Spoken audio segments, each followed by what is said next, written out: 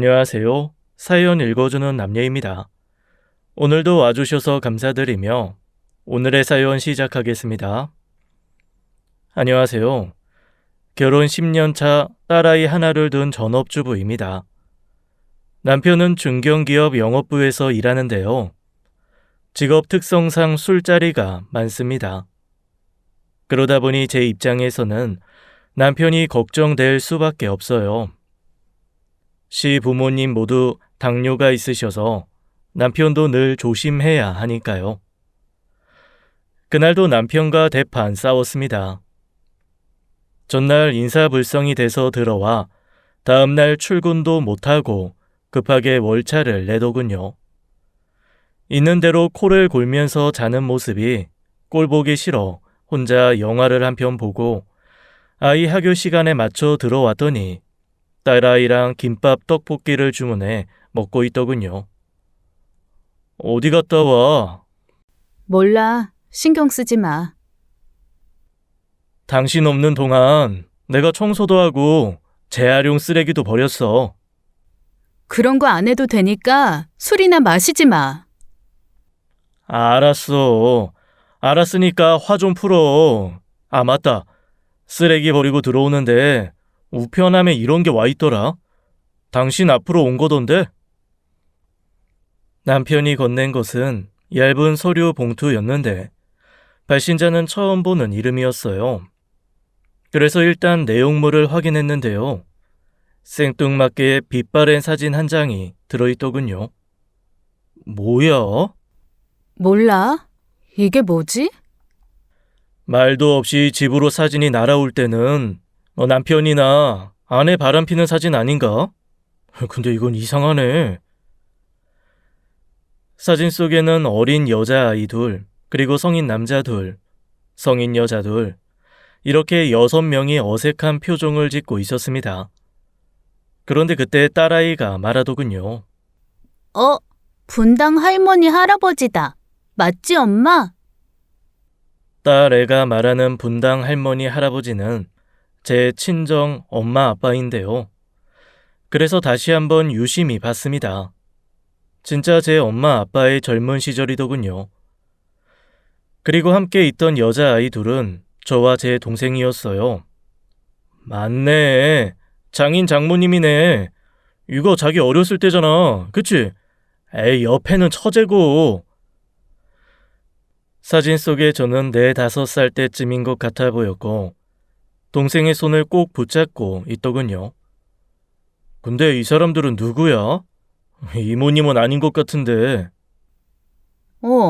우리 이모는 아닌데 누구지? 동네 사람이거나 장인 장모님 친구분 아닐까? 남편 말대로 부모님 아는 분들이 맞겠죠. 그러니까 같이 사진을 찍었을 테니까요. 그런데 사진 속 분위기가 좀 이상했어요. 누군지 모르는 남녀가 저희를 감싸고 있었고 정작 우리 부모님은 한 발짝 떨어져 어색하게 웃고 있더군요. 그때부터 괜히 싸해지는 느낌이 들었습니다. 남편은 혹시 봉투에 다른 내용물이 들어있지 않나 흔들었지만 사진 이외엔 아무것도 없더라고요. 그런데 사진 뒷면에 낯선 이름과 연락처가 적혀 있었습니다. 분명 저의 연락을 기다리겠다는 뜻이었죠. 우선 저는 그 사진을 찍었던 기억이 없습니다. 저의 가장 오래된 기억은 유치원에서 놀다 다쳐서 병원에 실려갔던 일인데 그때가 아마 5살, 6살 때쯤인 걸로 알아요. 남편 말처럼 낯선 사람으로부터의 의문의 사진을 받는 일은 대부분 누군가의 비밀을 폭로하는 일이잖아요. 그런데 너무 옛날 사진이기도 하고 부모님 두 분이 함께 있는 사진이라 도무지 감이 안 오더라고요. 그래서 다음날 바로 친정에 갔습니다. 엄마, 어제 누가 나한테 이 사진을 보냈다? 한번 봐봐. 엄마는 제가 건네준 사진을 한참 동안 말없이 보시더군요. 거기 있는 사람 엄마랑 아빠 맞지? 그런 것 같기도 하고. 거기 어딘지 기억 안 나? 모르겠는데. 엄마랑 아빠랑 옛날에 광주 살았다고 하지 않았나? 광주집 아니야? 여기가 광주집이라고? 아닌 것 같은데. 그럼 거기 있는 여자 남자도 모르는 사람이야? 모르겠네. 만약에 여기가 광주라면 윗집 살던 부부겠지. 우리 결혼하자마자 반지하에 살았는데 거기 1층 살던 부부랑 친하게 지냈거든. 근데 하도 오래돼서 얼굴은 기억 안 나. 너 이 사진 어디서 났다고? 아까 말했잖아. 어제 나한테 우편으로 온 거라니까. 도대체 누가 이런 걸 보냈다니? 거기 뒤에 이름이랑 연락처 있어. 엄마는 사진 뒷면의 이름을 유심히 보시더군요. 어찌나 유심히 보시던지 사진에 구멍이 날 것 같았습니다. 글쎄다. 나도 처음 보는 이름인데. 그건 그렇고 너 온 김에 당근 좀 가져가. 제주도 친구가 당근 한 박스 보내줬는데 빨리 먹어야 되거든. 오래 두면 썩어. 알았어.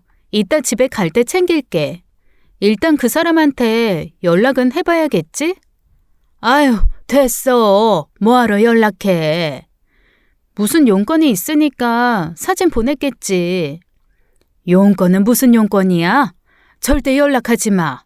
괜히 이상한 일에 엮일 수도 있고 누가 나쁜 맘 먹고 사기치는 걸 수도 있잖아. 요즘 세상이 얼마나 무서운데. 엄마 말 듣고 보니 진짜 그럴 수도 있겠다는 생각이 들었어요. 뉴스만 봐도 상상조차 못한 일들이 매일매일 일어나니까요. 요즘엔 동영상도 조작한다며. 그런데 이깟 사진 하나 조작 못해? 절대 연락하지 마. 근데 여기 있는 사람이 우리 가족 맞긴 하잖아. 지금 현재 모습도 아니고 옛날 모습을 어떻게 조작해? 그걸 내가 어떻게 알아? 하여간 연락하지 마. 사진 그냥 버려. 이런 거 갖고 있으면 괜히 재수 없으니까. 엄마는 곧바로 사진을 쓰레기통에 버리려 하더군요. 왜 버려? 이따 아빠 오면 보여주려고 했는데. 이딴 걸 뭐하러 아빠까지 보여줘? 나도 기억 안 나는 걸 네 아빠라고 기억하겠어? 그래도 혹시 모르잖아. 됐다니까? 왜 별것도 아닌 거에 집착을 해? 영 찜찜하면 이따 내가 보여줄 테니까 사진은 여기다 두고 가. 엄마는 조금 이상하다 싶을 만큼 발끈하셨습니다. 하긴 엄마는 매사 과하다 싶을 만큼 겁이 많고 조심성이 많은 분이었어요. 뉴스에서 사건 사고 보면 너희들도 조심해라 늘 전화를 걸어 당부하셨고 건강에 대한 집착도 남달라 몸에 안 좋다는 건 절대 입에 못 대게 하셨죠. 그러다 보니 잔소리도 엄청 심하셨어요. 아휴, 가슴 떨려. 가슴이 왜? 왜긴 왜야. 거지 같은 사진 보고 나니까 기분 나빠져서 그러지. 엄마 붙잡고 사진에 대해 더 얘기했다가는 괜히 더 시끄러워질 것 같아 그냥 당근만 챙겨서 집에 돌아왔는데요. 그날 밤 엄마에게 전화가 왔습니다. 네 아빠한테도 보여줬는데 모른단다. 사진 찍은 데가 어딘지도 모르고 같이 있는 사람 누군지도 모르겠대. 이거 분명히 조작 맞아. 그러니까 신경 쓰지 마. 사진은 내가 찢어버렸으니까 그런 줄 알고. 찜찜하다 싶은 건 초장부터 무시하는 게 상책이 맞죠. 하지만 이번 일은 좀 달랐어요. 엄마 말대로 누군가 저에게 사기치려고 사진을 합성해 보낸 거라 하기엔 여러모로 이상한 부분이 많았습니다. 당신 누구한테 원한 산 적 있어? 나는 없다고 생각하는데 그거야 모르지.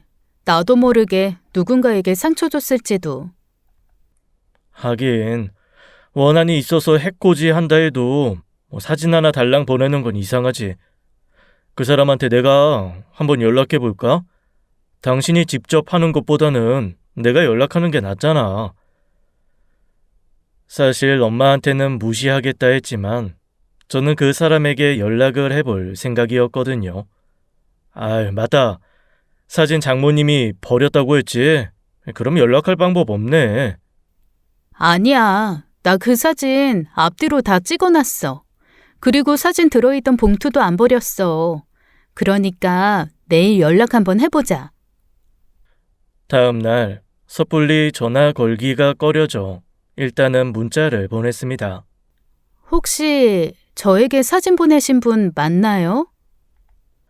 곧바로 기다렸다는 듯 답장이 오더군요. 잘 받았나 보군요. 궁금한 게 많을 텐데 만나서 얘기하고 싶어요.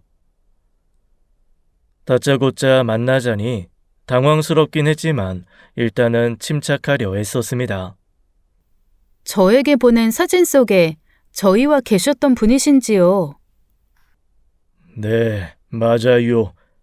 지금이라도 그쪽으로 가겠습니다. 만나서 얘기하죠. 당장은 시간이 안 될 것 같습니다.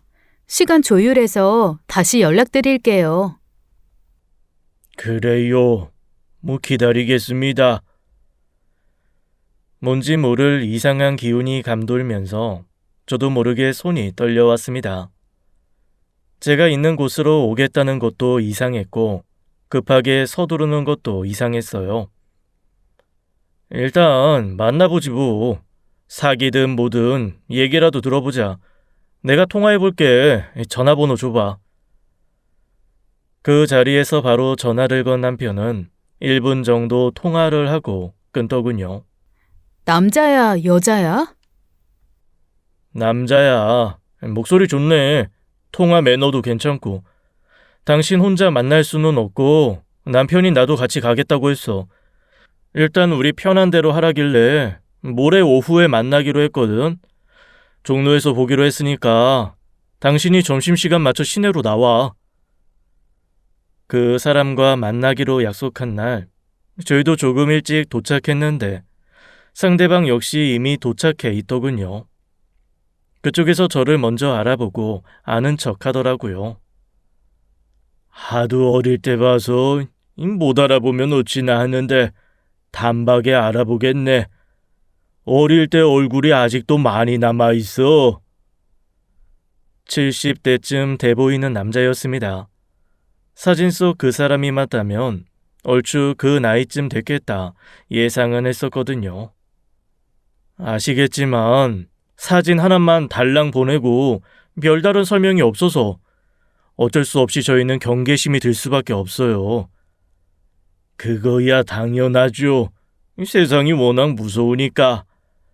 그치만 내 입장에서는 구구절절 편지 써서 설명하기도 그렇고 또 다짜고짜 불쑥 나타나기도 뭐해서 일단 사진만 보낸 겁니다. 보내신 사진 속에 저희 부모님도 계셔서 혹시 사진에 대해 아느냐 여쭤봤어요. 그런데 전혀 모르겠다고 하시거든요. 당연히 그러시겠지. 알아도 모른다는 게 맞아. 부모님은 다들 잘 계신가? 표정도 그렇고 한마디 한마디 말에 사연이 많아 보였습니다. 엄청난 비밀을 알고 있는 듯 표정이었죠. 제 장인 장모님은 잘 계셔요. 그러니까 이제 사진 보내신 이유 말씀해 주시죠. 남자는 잠시 말이 없다가 물을 한 모금 마시더군요. 그리고 저를 뚫어지게 바라보며 얘기했습니다. 잘 자라서 결혼까지 하고 옆에 듬직한 남편까지 있으니 참 고맙네. 사실은 내가 이 자네의 진짜 아버지야. 진심이든 농담이든 이런 소리 듣고 놀라지 않을 사람이 어디 있겠어요. 게다가 내가 진짜 아빠다 라고 말하는 목소리에 자신감까지 넘쳤거든요. 순간 저는 남편을 바라봤습니다. 남편도 적잖이 놀란 표정이더군요. 그러니까 선생님이 제 아내 친부시라고요? 믿기 힘들겠지. 그게 당연해. 근데 사실이 그래요. 글쎄요. 이 사람하고 별로 안 닮으신 것 같은데. 닮았다 생각하고 보면 닮았을 거고 안 닮았다 생각하고 보면 안 닮았겠지. 하도 어이없는 얘기라 그다지 크게 충격받지도 않았어요. 핏줄은 어쩔 수 없이 끌린다던데 그런 느낌도 전혀 없었고 제게는 그저 낯선 노인일 뿐이었습니다. 무슨 근거로 그런 말씀하시는지 얘기 좀 들어볼 수 있을까요? 아이, 동생이 2살 어리지 않나? 그 애도 내 딸인데 내 입장에선 생떼 같은 2딸을 하루아침에 잃어버린 셈입니다. 얼마나 찾아다녔는지 모를 거야. 자식 잃어버리고 제대로 살아가는 부모 없잖아. 말씀대로라면 지금 제 아버지가 친부가 아니란 말인데. 아버지뿐 아니고 이 어머니도 친모가 아니야. 자네 낳아주신 친모는 따로 있어. 솔직히 저는 친모 얘기가 나올 때부터 이건 아니다, 사기가 맞다 생각했습니다. 하지만 일단 만났으니 뭐라고 사기치나 지켜볼 참이었죠. 제 친모가 따로 있다고요? 그분은 누구신데요? 지금 어디 계신데요? 지금은 이 세상에 없지. 오래전에 죽었으니까. 친모는 죽었다 라는 말에 사기가 맞다 확신했습니다. 아니, 사기보다는 이 사람 제정신 아니구나 생각했어요. 그러니까 저와 제 동생을 어릴 때 잃어버리셨는데. 잃어버린 게 아니야. 나한테 말도 없이 데려간 거지. 말도 없이 데려간 사람이 지금 저희 부모님이다 이건가요? 그렇지. 그때부터 지금까지 내 딸들 찾겠다고 얼마나 고생했는지 몰라. 연락할 만한 곳에는 다 연락해봤고 이 사람 저 사람 백방으로 찾아다니고 그래도 나는 포기 안 했어. 꼭 찾을 거라고 믿었지. 그랬더니 봐. 이렇게 찾았잖아. 왜 그렇게 찾아다니셨는데요? 이 부모가 자식 찾는데 이유가 어딨냐? 내 새끼가 보고 싶은 건 당연하잖아. 살짝 겁이 나기 시작했습니다. 진짜 내 친부일까 하는 생각에 겁이 난 건 아니고 느닷없이 나타난 이 사람이 나에게 무슨 해코지를 하면 어쩌나 싶어 겁이 났어요. 말씀 잘 들었습니다. 하지만 제 입장에선 받아들이기 힘든 얘기라는 것도 아실 거예요. 그렇긴 한데 내가 네 아버지인 것도 사실이다. 그동안 처자식도 없이 혼자 나이 들었는데 앞으로는 자주 보고 지내면 좋겠구나. 죄송하지만 저는 어르신 말씀 믿을 수가 없어서요. 또 뵐 수 있을지 모르겠네요. 내가 어떻게 하면 믿어줄까? 내가 보낸 사진을 보고도 모르겠어. 저기요, 어르신. 저도 그 사진 봤는데요. 그것만 봐서는 믿을 수 없고요. 진짜 이 사람의 아버지가 맞다면 더 명확한 증거를 주셔야죠. 나도 그러고 싶은데 달리 방법이 없어서. 원하시면 친자 확인이라도 하든가요. 저는 괜찮거든요. 친자 확인은 무슨 친자 확인이야? 굳이 돈 쓰면서 그런 걸 왜 해? 다 늙은 내가 이제와 뭐하러 거짓말을 하겠냐고. 친자 확인이라는 말에 발끈하는 모습을 보고 알았습니다. 사기꾼이 맞구나. 나를 어떻게 알고 이런 일을 꾸민 건지는 모르겠지만 어쩌다 재수없게 타켓이 됐구나 싶었어요. 죄송합니다. 저희는 그만 일어날게요. 이렇게 매정하게 나 버리지 마라. 내가 하루하루 근근히 살고 있어서 언제 어떻게 갈지 몰라. 나는 그저 죽기 전에 내 딸들이랑 못다한 정 나누며 살고 싶은 것뿐이야. 저는 저희 부모님과 잘 지내고 있거든요. 자라면서 아빠한테 사랑도 많이 받았고 이제는 저희 아빠한테 효도하면서 살 거예요. 그러니까 다시는 연락 안 하셨으면 좋겠네요. 잠깐의 만남이었지만 너무너무 불쾌했습니다. 어쩌다 저런 사람의 타켓이 돼서 이런 거지 같은 소리를 듣게 된 건지 몸소리가 처지더군요. 엄마 말대로 그냥 무시할 걸. 괜히 만났어. 그래도 오늘 안 만났으면 계속 연락하고 찾아왔을지도 몰라. 별 미친 노인네를 다 보겠네. 아까 봤지? 친자 확인하자니까 극구 싫다는 거. 아우, 짜증나. 나중에 또 찾아오고 그러면 어떡하지? 내가 볼 때는 또 찾아오고도 남을 것 같다. 그러니까 우리도 뭔가를 대비해야지. 뭘 어떻게 대비해? 경찰에 신고라도 해? 여차하면 신고도 하고 확실하게 친자 확인도 하고. 무슨 수로 친자 확인을 해? 그때 남편이 주머니에서 뭔가를 꺼내더군요. 구겨져 있는 냅킨이었습니다. 아까 일어나면서 내가 우리 마시던 커피잔 치웠잖아. 그 양반이 냅킨에 잔뜩 뭉쳐놨더라고. 얼핏 보니까 코도 좀 푼 것 같고 무엇보다 여기 이쑤시개도 있어. 우리 만나러 오기 전에 어디서 밥 먹고 왔나 봐. 그걸 일부러 챙겨왔단 말이야? 혹시 또 모르잖아. 저 양반이 무슨 이상한 짓 할지.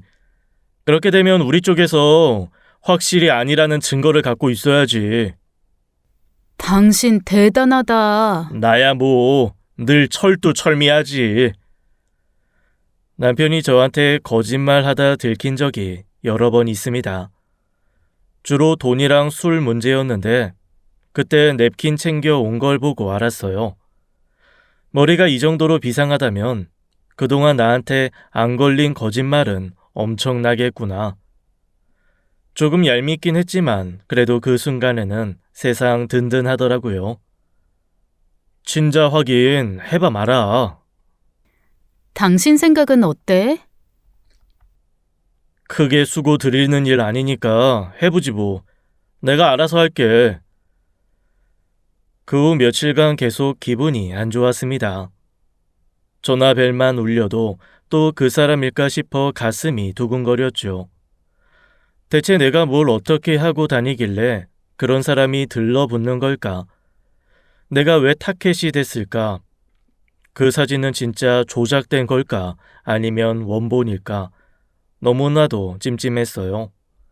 매 순간 어디선가 그 사람이 나를 지켜보고 있을 것 같아 불안하기도 했고 혹시라도 동생한테 따로 연락하진 않았을지도 궁금했죠. 그나마 동생이 해외에 살고 있는 게 다행이었습니다. 그래도 영 찜찜한 마음에 뉴질랜드 사는 동생에게 연락해 봤는데 다행히 별말은 없더라고요. 그 후 친부라 우기는 남자에게서는 별다른 연락이 오지 않았습니다. 어쩌다 재수 없게 정신 나간 남자를 만났구나 생각하며 점차 마음도 안정됐죠. 그런데 한 열흘쯤 지났을까요? 그 아저씨 혹시 또 연락 온 거 없어? 없어. 혹시나 해서 찔러봤는데 안 먹히니까 일찌감치 포기했나 봐.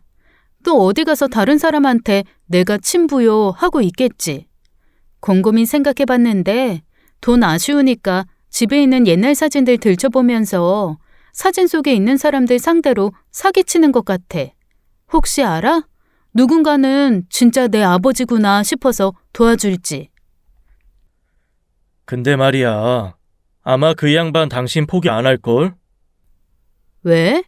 당신한테 연락 왔었어? 뭐래 또? 그게 아니고 이거 봐봐.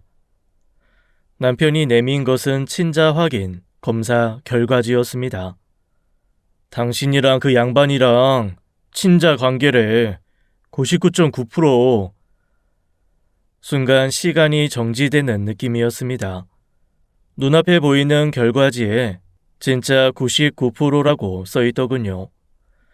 다시 한번 자세히 보니 알 수 없는 항목들이 쭉 나열돼 있고 모든 항목이 일치였어요. 뭐가 어떻게 된 건지 모르겠다. 이 사실 목은 붙어있는 머리카락으로 검사해야 정확하다고 해서 이쑤시개랑 코푼 휴지 갖고 정확한 결과가 나올까 싶었는데 그것만으로도 99%라니. 대체 이게 무슨 일인지 모르겠네. 믿을 수 없는 결과였지만 무조건 부정할 순 없었습니다. 지금껏 살아온 인생이 한순간에 먼지가 되어 날아가는 듯 했어요. 10번이든 100번이든 다시 검사해보고 싶었습니다. 하지만 그럴 순 없는 일이었죠. 다른 업체에 다시 검사 맡기고 싶어도 그러려면 그 양반 다시 만나서 머리카락이라도 달라고 해야 되잖아. 검사가 잘못될 확률은 얼마나 돼? 이게 팩트라고 무조건 믿어야 되는 거야? 그래, 검사 잘못된 거라고 믿자. 그게 마음 편하겠다. 가끔 드라마 같은 데 보면 검사 잘못해서 소송 걸고 그러는 일 있잖아. 그거라고 믿고 무시하자. 혹시라도 그 양반 다시 연락 오면 매몰차게 끊어. 자꾸 연락하면 경찰에 신고한다 그러고. 근데 좀 이상한 게 그 사람이 진짜 내 친부라면 왜 친자 검사하자는 말에 발끈했을까? 그쪽에서 싫다고 할 이유는 없잖아. 그건 그러네. 아유, 됐어. 설령 친부라 해도 뭐 어쩔 거야. 여태 키워주신 어머니 아버지가 있는데. 남편은 무조건 무시하자 했지만 쉬운 일은 아니었습니다. 당연하죠. 생판 모르는 노인네가 내 아버지라는데 그걸 어떻게 무시하겠어요. 밤을 꼬박 새고 다음 날 친정으로 달려갔습니다. 부모님 모르게 넘어가고 싶었지만 어쩌면 진실을 명백히 밝히는 게 모두를 위해 더 낫다는 생각이 들었거든요. 엄마, 그때 그 사진 말이야. 버렸어. 이젠 없어. 알아. 근데 그 사진 보낸 사람 애아빠랑 같이 만났거든. 그 노인 만났다는 얘기에 엄마는 불같이 화를 내셨습니다. 미쳤어? 그런 사기꾼을 뭐하러 만나? 해코지라도 당하면 어쩌려고? 나 혼자 만나지 않고 애아빠랑 같이 만났어. 어떤 할아버지였는데 그 사람이 뭐라는 줄 알아? 자기가 내 아빠래. 미친 소리 하고 있네. 그 말을 믿어? 누가 믿는데? 그냥 그랬다는 거지. 사기꾼이야. 하여간 요즘 별의별 사기가 판친다더니 하다 별 그지 같은 사기를 다 보겠네. 혹시 또 연락 오면 절대 받지 마. 아휴, 내가 연락하지 말랬잖아. 근데 왜 만나긴. 미치겠네 진짜. 매사 조심성 많은 엄마가 저에게 화내는 일은 흔했습니다. 이거 하지 마라, 저거 하지 마라. 늘 잔소리를 달고 사는 분이셨기에 엄마가 화내고 짜증내는 모습은 아주 익숙했죠. 하지만 그날은 많이 다르더군요. 진짜 화가 나서 화내는 게 아닌 일부러 과장되게 화를 내더라고요. 그뿐만이 아니었습니다. 얘기하면서 냉장고 문을 열었다 닫았다를 반복하는데 그 어떤 물건도 꺼내지 않으셨죠. 분명 무언가를 감추려 하며 지금 이 상황에 대해 매우 당황해하고 있었습니다. 궁금한 게 많았지만 계속 그 얘기를 했다간 엄마가 기절할 것만 같았어요.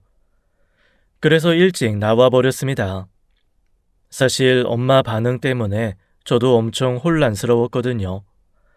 그 노인 말대로 부모님이 나랑 동생을 납치라도 한 건지, 만일 그렇다면 그 노인은 왜 나에게 사진을 보냈을까?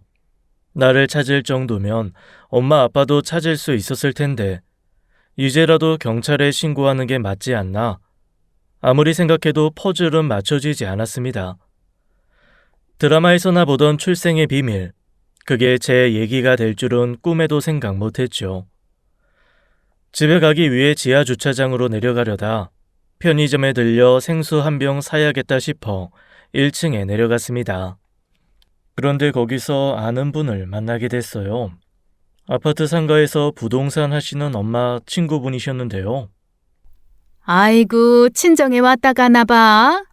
네, 안녕하셨어요? 안 그래도 지금 엄마 만나러 가는 길이야. 3단지까지 내놓겠다길래 무슨 일 있나 걱정돼서. 네? 3단지를 내놓다니요? 엄마가 이 집 내놨잖아. 하루 이틀 산 집도 아니고 처음 분양할 때부터 살았던 집인데 갑자기 왜 파나 했는데 3단지 집까지 팔고 싶다던데? 집에 혹시 무슨 일이 있어? 친정집은 제가 중학교 때부터 살았던 집입니다. 그리고 같은 아파트 옆 단지에 엄마 명의로 자그마한 아파트 한 채가 더 있는데 전세를 준 상태거든요. 그동안 엄마가 늘 얘기하길 나중에 이 집 담보로 이빠이 대출 받아서 엄마 아빠가 다 쓰고 죽을 거야. 대신 3단지는 니들이 알아서 나눠 가져. 그런데 갑자기 집을 다 팔겠다니 정신이 아찔하더라고요. 그냥 내놓은 것도 아니고 금매로 내놨어. 손해보고 팔아도 되니까 빨리 팔리게만 해달라던데? 그래서 갑자기 걱정되더라고. 무슨 안 좋은 일이라도 있나 싶어서. 저 아주머니 부탁이 있는데 엄마가 집 내놓으신 거 저한테는 얘기 안 하셨거든요. 그러니까 저 만난 거 모른 척 해주시면 좋겠어요. 부탁 좀 드릴게요. 평소 엄마는 저에게 하나부터 열까지 다 얘기하셨습니다. 오늘은 뭐 했고, 뭘 먹었으며, 누구랑 무슨 얘기를 나눴는지 미주알 고주알 다 얘기하는 편이라 가끔씩은 수화기 들고 있기 힘들어서 바쁜 일 생겼다며 전화를 끊은 적도 있거든요. 그렇게 사소한 것까지 다 얘기하는 사람이 살고 있는 집 판다는 얘기를 안 한다는 건 있을 수 없었죠. 다시 말해 딸인 저에겐 그 사실을 일부러 숨긴다는 뜻이었습니다. 지하 주차장으로 내려와 차에 앉아 한참을 생각했습니다. 대체 집을 왜 팔까? 설마 도망가는 걸까? 아니요. 단순히 도망가는 거면 전세 내준 집까지 팔 이유는 없는데 그렇다면 결국 돈이 필요하다는 거고 딱히 먹고 살 돈이 아쉬운 상태가 아닌데 집까지 팔아야 될 만큼 큰 돈이 필요한 걸까? 대체 왜? 아무리 생각해도 뚜렷한 답이 나오지 않았습니다. 정말 미치겠더군요. 아무래도 이 상황은 그 노인네와 무관하지 않아 보였습니다. 이쯤 되니 부모님도 그 노인네도 아무도 믿을 수 없었죠. 이쪽 저쪽 모두 저에게 뭔가를 숨기는 게 분명했습니다. 당신 친부라는 사람 내가 한번 다시 만나볼까? 아니야, 그건 싫어. 그렇다고 장모님한테 물어봤자 얘기 안 해주실 거잖아. 당연히 그러겠지. 그러고 보니 내가 할 수 있는 일이 하나도 없네. 내가 진짜 미치겠는 게 뭔 줄 알아? 엄마 아버지가 나한테 말도 못하고 두 분이서만 끙끙 앓고 있다는 거야. 내가 해줄 수 있는 게 아무것도 없잖아. 예를 들어 그 사람 말대로 우리 부모님이 나랑 내 동생 납치해서 키운 거라면 그래도 괜찮다. 소갈이 하지 마시라. 어떻게든 마음 편하게 해드리고 싶은데 뭐가 뭔지 알아야 얘기를 하지. 방법이 없잖아, 방법이. 아주 없진 않아. 어떻게 된 일인지 꼭 알아야겠다면 돈 좀 써서 알아보지 뭐. 돈을 쓴다고? 어떻게? 사람 써야지 뭐. 내가 한번 알아볼게. 솔직히 나도 답답하다. 언제까지 이렇게 찜찜한 마음으로 살 순 없잖아. 우리끼리만 알고 끝까지 비밀 지킨다 해도 일단은 진실이 뭔지 알아보자. 돈도 좀 들고 시간도 걸릴 거야. 그래도 한번 알아보지 뭐. 그날 제가 만났던 노인은 생색이 매우 추레했습니다. 얼마 전 자기도 모르는 사이에 누군가 두 딸을 데려갔고 아내는 일찍 죽었으며 그 후 평생 두 딸을 찾아 헤맸다고 했습니다. 그 말이 사실이라면 엄청 고생했을 게 뻔하죠. 마음 고생뿐 아니라 몸도 고생했을 겁니다. 만일 정말 나의 친부가 맞다면 앞으로 나는 그 사람을 어떻게 대해야 될까? 나와 내 동생의 친아버지라는데 지금처럼 남남으로 살았으니 앞으로도 모른 척하고 살자 할 순 없잖아요. 또 지금 부모님이 우리를 납치해 키운 게 맞다면 왜 납치했냐고, 돈이 필요해서 그런 거냐고 이제와 따질 수도 없었어요. 설령 저희를 학대하며 키우셨다면 그렇게 얘기할 수도 있겠죠. 하지만 어려서부터 지금까지 늘 다정했고 손찌검 한 번 하신 적 없는 분이었거든요. 저나 제 동생이 아플 때마다 정성껏 돌봐주셨고 끼니 한 번 굶기지 않으셨으며 저는 대학교, 동생은 대학원까지 공부시키셨습니다. 혹시라도 우리가 납치됐다는 사실이 온 세상에 알려진다 해도 절대로 외면하거나 비난할 수 없는 분들이었어요. 친정을 다녀온 후로 엄마는 제게 부쩍 더 많이 전화를 걸었습니다. 저는 되도록 이 모든 사실을 모른 척하고 싶어서 전혀 아무 일 없다는 듯 전화를 받았죠. 엄마, 왜? 뭐해? 별일 없어? 아무 일도 없어. 무슨 일 있었으면 진작에 말했겠지. 엄마 아버지는 별일 없어? 응, 없어. 우리도 괜찮아. 평소 같으면 전화 받자마자 뭐 먹었냐부터 시작해 한참 아버지 흉도 보고 동네 아줌마들 욕도 했을 텐데 그저 별일 없냐는 말이 전부였어요. 저도 미칠 듯이 답답했습니다. 집은 팔렸는지, 팔렸다면 어디로 이사 갈 건지 너무너무 묻고 싶었지만 꼭 참았어요.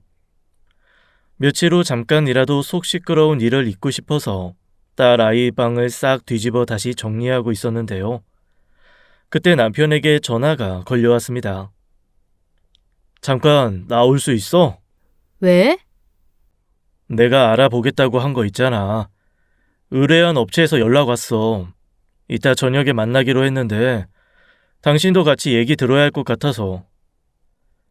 가슴이 미친 듯이 뛰었습니다. 어떤 얘기를 듣게 될까 궁금함보다는 겁부터 나더군요. 하지만 아무리 겁이 난다 해도 반드시 들어야 될 얘기였습니다. 이 양반 최근에 출소했던데요.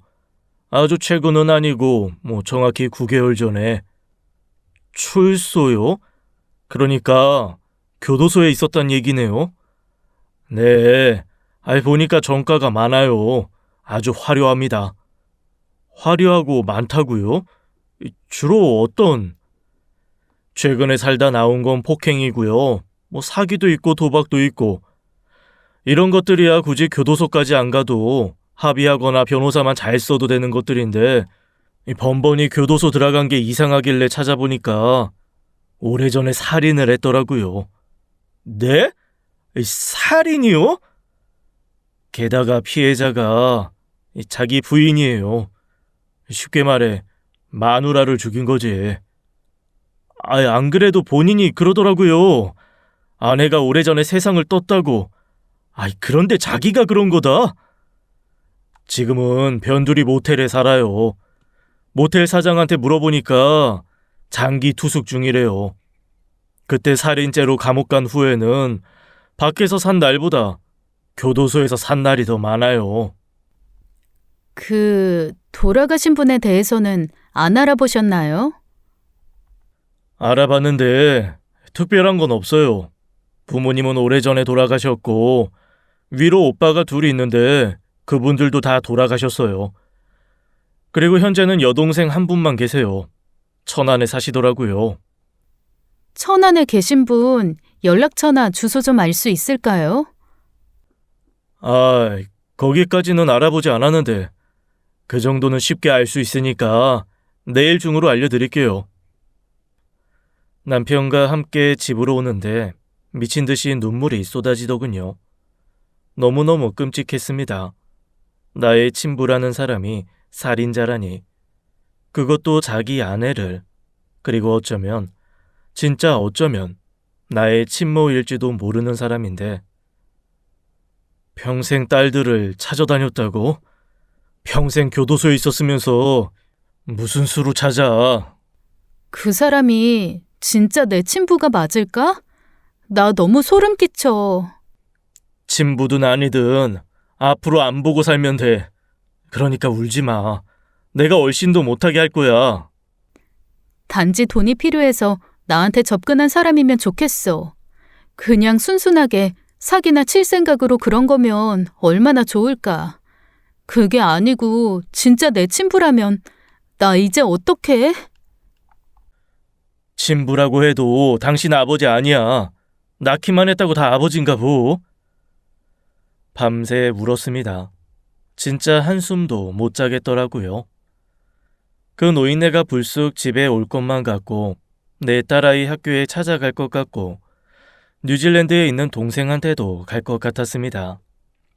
뜬 눈으로 밤을 샌 다음 날 천안에 있다는 분의 주소를 받게 됐어요. 아직 맞춰야 할 퍼즐이 너무나도 많았습니다. 그래서 남편과 함께 그분을 만나러 천안으로 향했죠. 누구라고?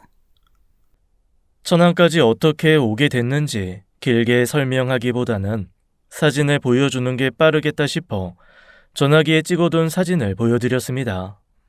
혹시 이 사진에 계신 분 아실까요? 내 언니인데. 여기 이 아이가 저거든요.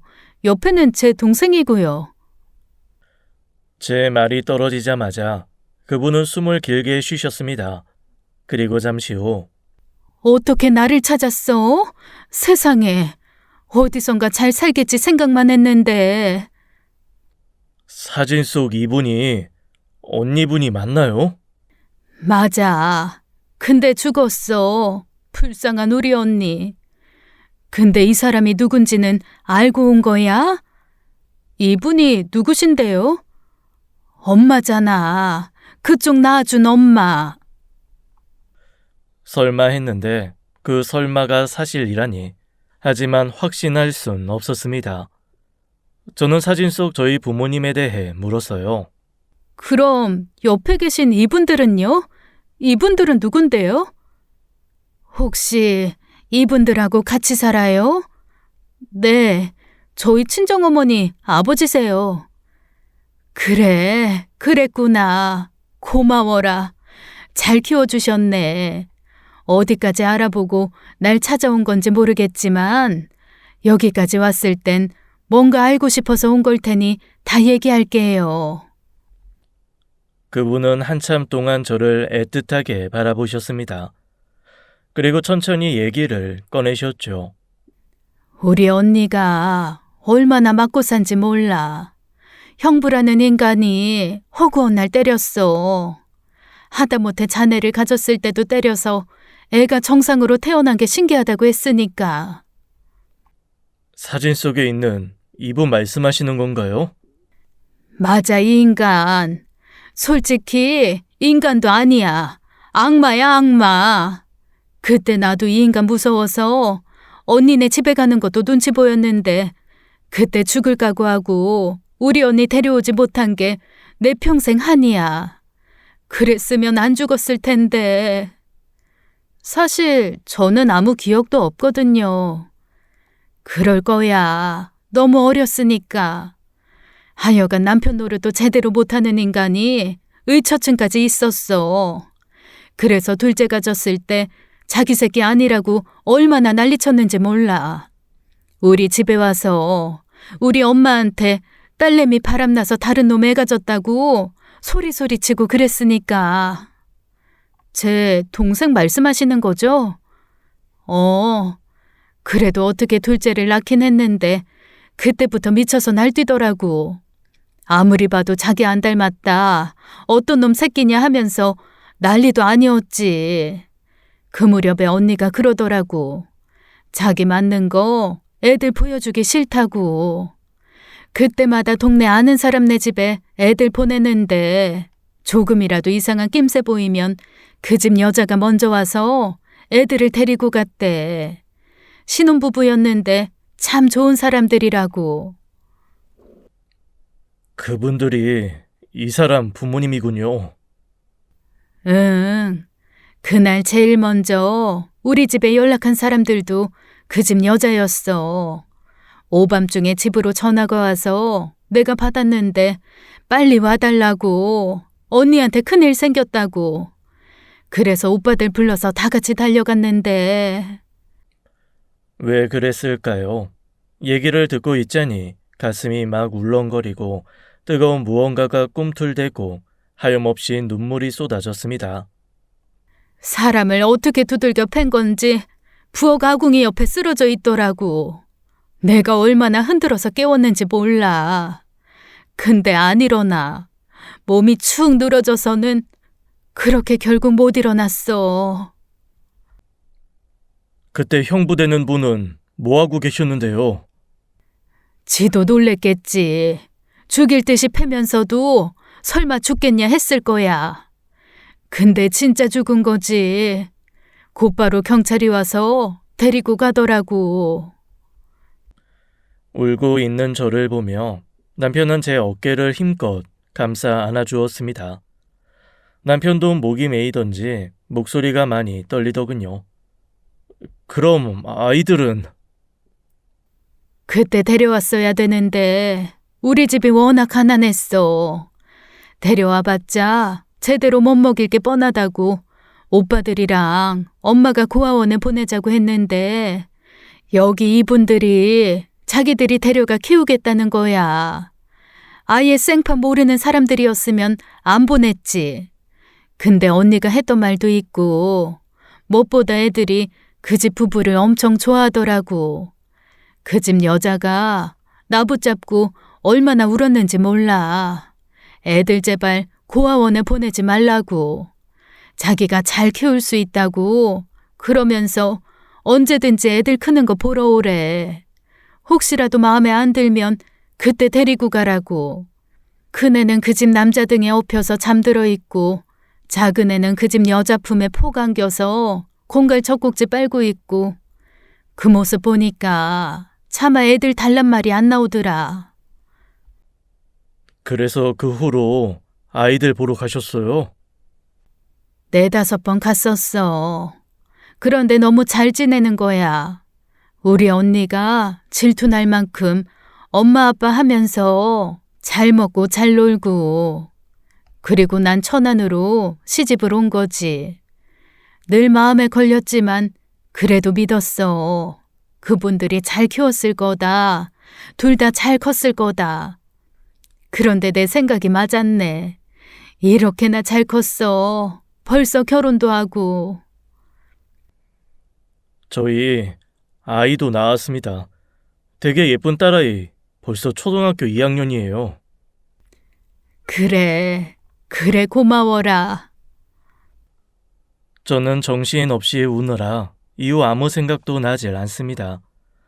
남편 말로는 제 이모 되는 분도 제 손을 잡고 한참을 우셨다고 하네요. 그렇게 퍼즐은 하나둘 맞춰져 갔습니다. 저는 부모님과 저 사이에 어떠한 비밀도 갖고 싶지 않았습니다. 남편은 조심스럽게 우리끼리만 알고 있자 했지만 풀어야 될 건 풀고 부모님께 걱정거리나 고민거리가 있다면 어떻게든 제가 해결해드리고 싶었어요. 그래서 그동안 제가 알게 된 사실을 부모님께 다 털어놨습니다. 엄마 아빠 그동안 많이 힘들었겠다. 그치? 끝까지 모른 채 살게 해주고 싶었는데 어쩌다 그걸 다 알게 됐냐. 그 아픈 얘기 알아서 뭐 좋을 게 있다고. 만나지 말라고 했잖아. 그냥 무시하고 살라고 했잖아. 너는 왜 이렇게 엄마 말을 안 들어? 엄마는 가슴을 부여잡으며 우셨고 아빠는 차마 제 눈을 쳐다보지도 못하셨어요. 죄인은 따로 있는데 괜히 저희 부모님이 죄인이 된 듯해서 또 한 번 가슴이 찢어질 듯 아팠습니다. 그래봤자 달라질 건 하나 없다. 누가 뭐래도 너희는 내 딸이고 우리 가족이야. 법적으로도 문제될 거 하나 없다. 알아요, 아빠. 누가 아빠 딸 아니래? 사기꾼. 그 인간 진짜 사기꾼이야. 아니, 협박꾼이야. 협박꾼이요? 그 사람이 협박 같은 거 했어요? 제가 남편과 함께 이리저리 알아보는 동안 제 친부라는 작자가 저희 부모님을 찾아왔더라고요. 우리가 먼저 그 사람을 찾아야 되나 하던 중에 그쪽에서 먼저 연락이 왔더라. 그래서 만났지. 만나서 뭐래요? 애들 괴롭히지 말라고 했더니 돈을 달래. 자기 먹고 살 길 막막하다고. 살 집도 구해주고 돈도 주면 조용히 물러나겠다고. 그래서 이 집을 내놓은 거야? 그 사람 돈 내주려고? 그럼 어떡해. 내 새끼 살려야 되는데 어떤 부모가 내 새끼 피 마르는 걸 보냐. 미쳤어. 이 집이 어떤 집인데. 한두 푼 준다고 떨어져 나갈 것 같지도 않고 우리 딴에는 이 집 팔아서라도 입 다물게 하는 수밖에 없었다. 눈이 돌아갈 만큼 화가 난다는 게 뭔지 몰랐는데 그때 여실히 알게 됐어요. 그 노인네가 눈앞에 있으면 당장이라도 목을 조르고 싶었습니다. 그래서 팔렸어요? 설마 아직 아니죠? 내일 계약금 보내기로 했어. 아, 다행이다. 거기 부동산 어디예요? 지금 당장 전화해서 안 판다고 할게요. 하늘이 도운 걸까요? 다행히 부모님 집은 지킬 수 있었습니다. 눈알이 돌아갈 정도로 화가 나기도 했지만 한편으론 내가 얼마나 행복한 사람인지, 내 부모님이 얼마나 소중한 존재인지 확실히 각인되는 순간이었어요.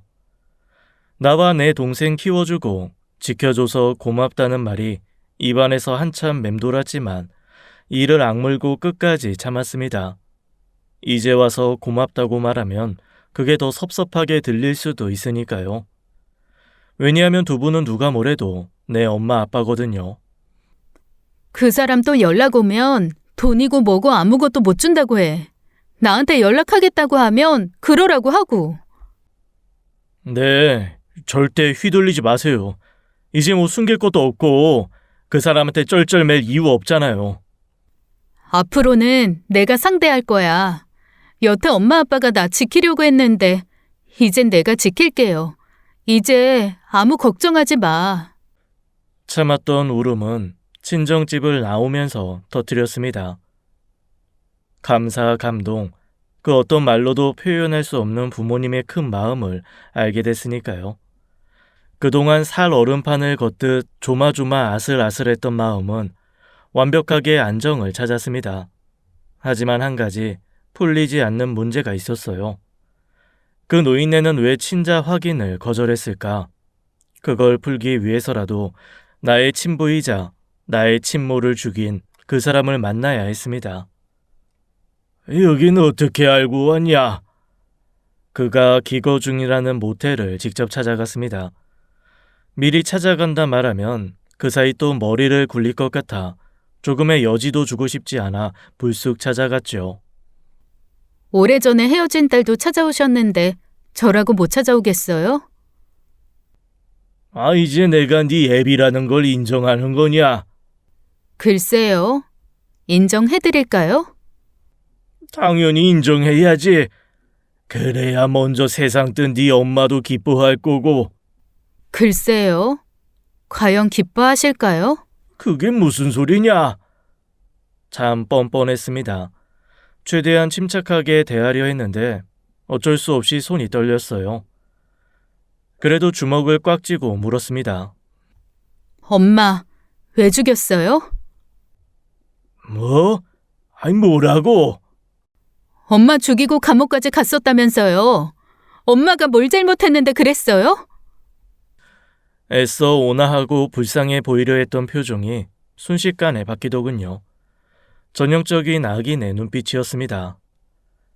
네가 뭔가 많이 준비해 온 것 같은데 죽일만 해서 죽인 거야. 그녀는 죽어도 싸. 다만 년 여기저기 틈만 나면 서방지라고 다녔거든. 지 서방을 놔두고 다른 놈하고 붙어 먹었다고.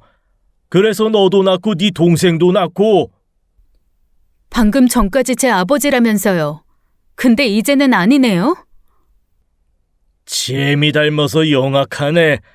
그래, 너 잘 먹고 잘 사는 것 같아 덕 좀 보려고 했다. 그래도 내 마누라가 낳은 자식인데 그 정도 빌부터 먹어도 되잖아. 그래서 제 친아버지는 누군데요? 그걸 내가 어떻게 알아? 네 애미가 누굴 꼬셨는지 내가 알 턱이 있냐? 그래요? 저는 아는데요. 누군데? 혹시 지금 네 애비냐? 맞지? 내 그럴 줄 알았다, 이 죽일년. 끝까지 내 친모를 욕하는 그 노인네 앞에 친자 확인 결과서를 내밀었습니다. 그거 보세요. 거기에 제 아버지가 누군지 써 있으니까. 친부라는 사람은 제가 생각했던 것보다 더 악마더군요.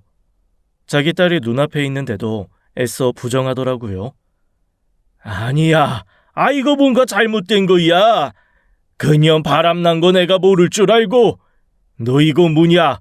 어디서 엉터리 종이 쪼가리를 들고 와서 나를 엿먹이려고 해. 우리 엄마 아빠한테 가서 돈 달라고 했다면서요? 무슨 자격으로 그딴 소리래요? 내 아버지도 아니라면서. 분명히 말하는데 이 시간 이후로 나나 내 동생, 내 부모 앞에도 얼씬도 하지 말아요. 그랬다간 다시 교도소 들어가게 할 거니까. 돈 한 푼 없는 모텔살이가 나은지 아니면 밥이라도 주는 교도소살이가 나은지 잘 생각해보고 판단하세요. 독한 년. 몇십 년 만에 만난 애비한테 그게 할 소리냐? 몇십 년 만에 만난 딸내미한테 참 좋은 꼴 보여주네요. 당신은 나한테 그 어떤 권리도 없어. 난 법적으로도 당신 딸이 아니니까. 길바닥에 굶어 죽어간다고 해도 나한테는 전혀 책임 없거든? 그러니까 남은 인생 반성하면서 살든지 아니면 다른 데 가서 또 사기를 치던지 당신 마음대로 살아. 죽을 때까지 다시 만날 일은 없을 거니까. 계속 대화하다가는 진짜 목이라도 조를 것 같아 서둘러 일어났습니다. 나의 친부라지만 그 어떤 동정도 그 어떤 애틋함도 하물며 핏줄 당김도 없었어요. 빨리 내 가족 품으로 가고 싶어 자리를 박차고 일어났죠. 갈 때 가더라도 돈 몇 푼 주고 가라. 그래도 부녀지간인데 네 애비 끼니 굶으면 좋겠냐? 네, 그랬으면 좋겠어요. 제대로 굶어봐야 정신 차릴 테니까요. 그래도 아직 사지 멀쩡한 것 같은데 어디 가서 막일이라도 하면 밥값 정도는 벌겠죠. 그마저도 싫으면 그냥 굶어 죽던가요. 혹시라도 눈물이 나면 어쩌나 걱정했습니다. 그 인간 앞에서 약한 모습 보이고 싶지 않았거든요. 하지만 묘하게도 눈물은커녕 매우 후련한 기분이 들면서 긴 한숨이 났습니다. 집에 오는 길에 천안에 계신 이모에게 연락을 드렸어요.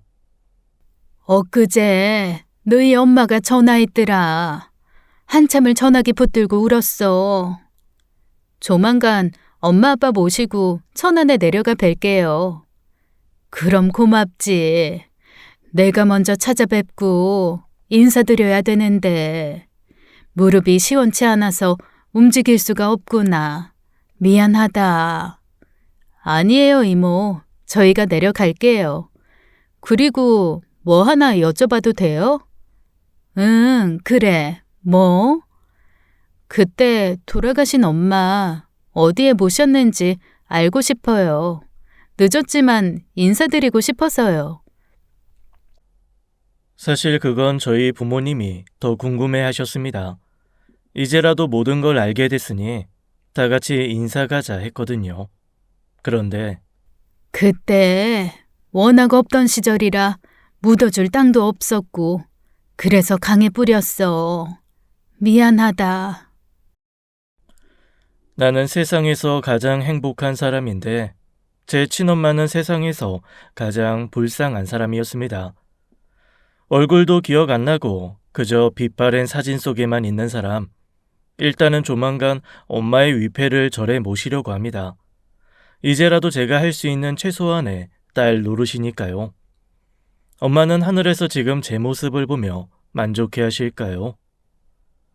늘 지켜보셨고 지금도 지켜보실 거야. 남편의 말이 맞겠죠. 지금 이 순간에도 제 곁에 계실 거라 믿고 싶어요. 만일 그랬다면 엄마, 나 행복하게 살게 해줘서 고마워요. 영영 엄마의 존재 모르고 살 뻔했지만 이제라도 알게 돼서 얼마나 반가운지 몰라요. 앞으로도 우리 엄마 아빠, 그리고 내 동생, 내 남편, 그리고 내 딸, 지금처럼 늘 건강하고 행복하게 살 수 있도록 좋은 기운 많이 전달해 주세요. 엄마 보기에 늘 자랑스러운 딸이 되겠습니다. 끝으로 진심으로 고맙고 한없이 사랑합니다. 지금까지 사연 읽어주는 남녀였습니다. 끝까지 함께 해주신 여러분 감사드리며 저희는 다음 사연으로 돌아올게요. 감사합니다.